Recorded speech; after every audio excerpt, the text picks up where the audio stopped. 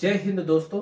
देखिए आज की जो क्लास रहेगी आप लोगों को बता के आ रहे हैं एचडी यादव मैथ से क्यूब और क्यूब रूट में और स्क्वायर स्क्वायर रूट में, ठीक, वर्ग वर्गमूल एवं घन घनमूल से जो प्रश्न आप लोगों की ये 10 प्रकार से बताए थे ना, ये पूरे लिखे हुए हैं। लेकिन आज की जो क्लास रहेगी पेज नंबर 57 से अब आपको 21 और 22 दो क्वेश्चन बताएंगे, समझिए जरा। ठीक, यहां पर जैसे ये 22 में लिखा हुआ है, यदि 1296 अंडर रूट में बराबर 36 लिखा हुआ है हो तो ये जो 1296 लिखा हुआ है उसका जब निकाला जाता है वर्गमूल, ठीक, क्या निकालेंगे? वर्गमूल निकालेंगे। वर्गमूल निकालने पर 36 प्राप्त होता है। अब इसके बाद देखिए संख्याएं लिखी हुई हैं अंडर रूट के अंदर 12.96 प्लस 0.1296 या कह सकते हो 1296 प्लस लिखा है 0.001296 प्लस 0. इधर 40 और फिर लिखा है 1296। अब इसका मान निकालना है। किस प्रकार आप निकालेंगे? पहली बात तो आपको यह ध्यान रखना है कि इस संख्या को सबसे पहले हल करें। यदि हल करते हैं तो 2 अंकों के बाद दशमलव लगा है, इसका मतलब कि जो 36 लिखा जाएगा तो 1 अंक के बाद दशमलव और 1 अंक के बाद दशमलव, ठीक है। तो आप लिख सकते हैं, देखिए इसको लिखेंगे 1296 या 12 दशमलव जो लिखा है 12.96, इसको लिख सकते हैं 3.6 गुणे 3.6 अंडर रूट के अंदर जोड़े से एक संख्या उतारते हैं। क्लियर?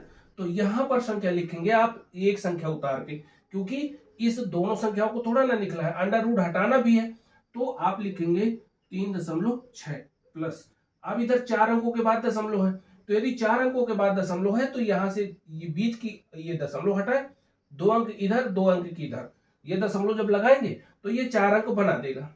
ठीक, आप लिख सकते हैं 0.36 प्लस इधर है आपका 6 अंकों के बाद दशमलव, तो इधर एक ठो जीरो इधर बढ़ा दे, एक जीरो इधर बढ़ा दे, 0.036 इधर तक पहुंच चुके, प्लस लगा के यहां है 4 अंकों के बाद दशमलव, 0.0036। इस प्रकार आपको चारों से ये प्राप्त हो चुके। अब इनको जोड़ देना है। जोड़ने के लिए आप लिखेंगे 3.6, दशमलव के बाद देखिए दशमलव तो लगा है, इसके बाद कोई भी दशमलव के बाद जीरो बढ़ा सकते हैं, 2 3 4 चाहे जितने बढ़ा लो। दशमलव के बाद यहां पर क्या लिखेंगे 3 6, इसके बाद ये वाली संख्या लिखे 0.036, फिर इसके बाद अगर जीरो बढ़ाना चाहे तो बढ़ा सकते हैं, ये चौथी संख्या लिखेंगे 0.003 और 6, इधर अगर जीरो बढ़ाते हैं इसके बाद आप लिखेंगे क्या, जोड़ना है इसको, ठीक है, 0 ये 6 बन गया, ठीक है। इसके बाद 0 0 और 6 3 जोड़ेंगे तो 9, फिर इसके बाद 6 और 3 जोड़ेंगे तो 9, ठीक है, और यहां पर 6 3 जोड़ेंगे तो भी 9, दशमलव लगा के कोई संख्या नहीं है तो 3.9996 ये विकल्प पहला प्राप्त होता है आपका। ये क्वेश्चन कंप्लीट हो गया, ठीक है। अगला क्वेश्चन देखते हैं जो इसके बाद तुरंत मिलता है। यहां से ये क्वेश्चन खत्म हो चुका है, ठीक है, और यदि न समझ में आए तो इसको दोबारा तिबारा देख सकते हैं, ठीक है। अगला क्वेश्चन दिया हुआ है, देखिए ये थोड़ी हार्ड है लेकिन आपको कभी एहसास नहीं होगा, क्योंकि हम आपको इस तरह बता देंगे ना कि ये एहसास नहीं होगा कि कठिन है।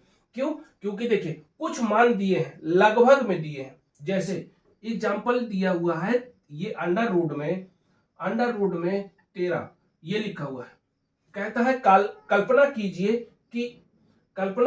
कि 13 अंडर रूट में 3.605 लगभग लिखा है, इसका मान ये दिया हुआ है। फिर 130 अंडर रूट में दिया है 11.40 लगभग में ये भी दिया है। आप यहां पर दोबारा लिखना चाहे तो लिख सकते हैं, नहीं तो इन संख्याओं को हम सीधे लिखें, ठीक। ये लिखा हुआ है अंडर रूट में 1.3 क्योंकि इन्हीं को हल करना है, प्लस अंडर रूट में 1300, क्लियर। और फिर इसके बाद लिखा है, ये देखिए 2 पॉइंट हो गए, फिर तीसरा पॉइंट लिखा है अंडर रूट में 0.0130, ठीक है। अब करते क्या है, देखिए होता क्या है, यहां पर एक अंक के बाद दशमलव लगा है, इस दशमलव को हटा के तब ये 13 की वैल्यू प्राप्त हो जाएगी हमको। यहां पर यदि 10 का गुणा करवा दें और नीचे भी 10 का गुणा करवा दें, क्लियर, ऊपर नीचे 10 का गुणा करवा दिया। जैसे ही 10 का गुणा करवाते हैं तो ये संख्या 13 तो प्राप्त हो जाएगा, क्योंकि एक अंक के बाद दशमलव लग जाएगा। ठीक है, अब इसके बाद यहां 1300 बन जाएगा। क्या बन जाएगा? 1300। यदि 1300 कहा गया तो 13 गुणे 100। क्लियर हो गया? 13 गुणे 100 कह सकते हो आप। जब 1300 लिखा हुआ है तो 13 का मान आपको मिल जाएगा, ये 13 का मान मिल जाएगा। ठीक, और यहां पर जब अंडर रूट के बाद ये जो लिखा हुआ है ना 11, क्योंकि ये देखिए इसमें 4 अंक नीचे आएंगे। 4 अंक क्यों? क्योंकि 0.0130 लिखा है, एक बढ़ाएंगे तो कोई फर्क नहीं पड़ेगा। 1 2 3 4 अंक के बाद 4 ठो जीरो लगा दो। ठीक, अब ये 130 प्राप्त हो गया। 130 की वैल्यू ये लिखी हुई है 11.40।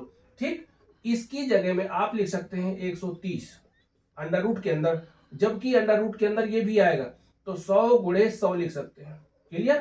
तो इससे 100 निकलेगा, इससे क्या निकलेगा? 130, जो वैल्यू ये लिखी हुई है। और इसके बाद यहां पर प्राप्त हो जाएगा आपको मात्र 1300। 1300 में 13 गुणे 100, 13 का मान ये लिखा हुआ है। ठीक, यहां पर प्राप्त होगा अंडर रूट के अंदर 13/10।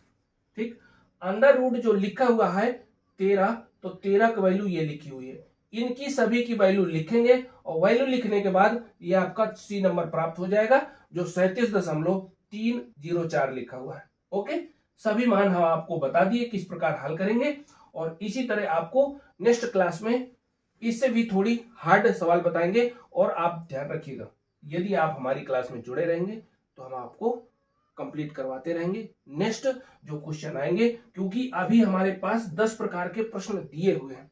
ठीक, अभी हम सिर्फ दूसरे प्रकार के सवालों पर आपको बता रहे हैं। Okay, best of luck, thank you, जय हिंद।